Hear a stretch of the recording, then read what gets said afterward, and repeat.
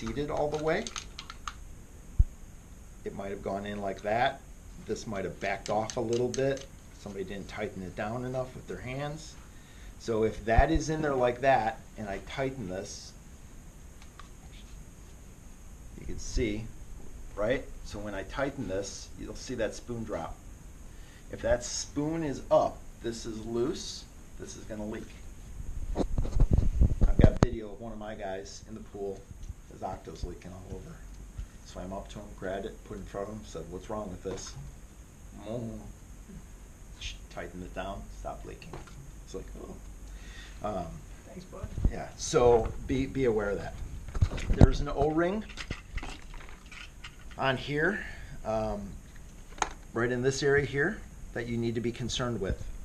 What maintenance do you need to do post-dive, especially in the winter?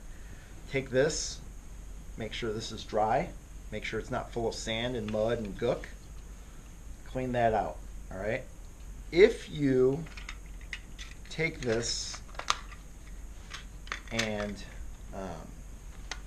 as long as this is not disconnected, and you take this and just put it in some soapy water and then fresh water, you should be able to clean everything out. If you need to, just take those apart and then clean them out. We see a lot of sand, a lot of dirt, a lot of grime if it's not cleaned out. So that is something that you can do in the field, you can do once you come back. Then there's a little silicone. You'll just want to add a little bit of silicone. Another thing that you'll see quite often is chattering. If you've ever wore this mask and it's chattering on you as you take a breath, okay? Take silicone,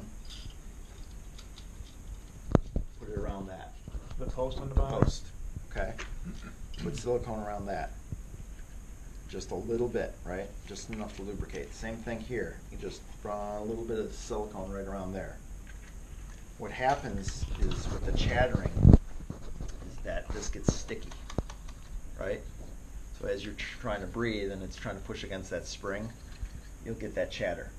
So as long as it's clean and lubricated, most of the time what we find is we open it up and it's just, this thing's just full of gunk. And there was a diver who I took this apart because he couldn't get his mask, and this was many years ago, he couldn't get things working, and I took this apart, and I'm not kidding, I dumped out almost a cup of sand. And he was about ready to get in the ice. I dumped out literally a handful, almost a cup of sand. I'm like, dude, really? I don't know, nobody told me how to take this thing apart. So that is that. When we put these back on, we'll want to set that right into place, right? So it sits right into there. And then we want to turn the ring. We don't want to turn this part, because when this part has sand or debris or gunk on it, what's happening to that O-ring? That O-ring is getting the crap beat out of it, and it's probably going to get twisted and come out. So we want to turn that ring. Ideally, keep your system pressurized. Take this, run it through some slightly soapy water. Dawn Just soap or Simple Green goes a long way, just a little bit, right? And then fresh water and clean it off. Blow the air out, you should be good to go. Same thing with your mask, you can do the same exact thing there. Again, the post, chattering, anything like that, we'll see sand, dirt, grime. Would you say, especially after every winter dive, mostly just to get the diaphragm dry, is that, do you have to do that in the summer, you know, as much, or do you still take apart your diaphragms and everything? If you're in Lake Michigan, you probably are good to go. Just put in some soapy water and then some regular fresh water. If we're in the Chicago River, or you're in some of the mud ponds, you know, the deep silt, where you're going to drag all that stuff through, I would definitely clean that up, right? In the wintertime. So I did this on purpose to see if it was going to work or not. I was in Lake Geneva. We were doing a demo in the pool before they bought all their gear. It was bitterly cold out. I took all the gear, threw it back in a Pelican case, threw it in the back of my truck.